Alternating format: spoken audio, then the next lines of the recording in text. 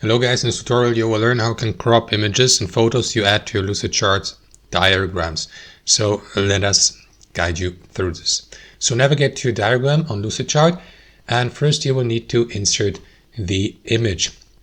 To do that, guys, navigate to the image tab in the left panel, click into images and select this button to upload or import the image, for example, from a device. Locate it on your device, upload it, and after that it will appear here on your page of your document. So what you want to do is right click into the given image and select crop image from that menu.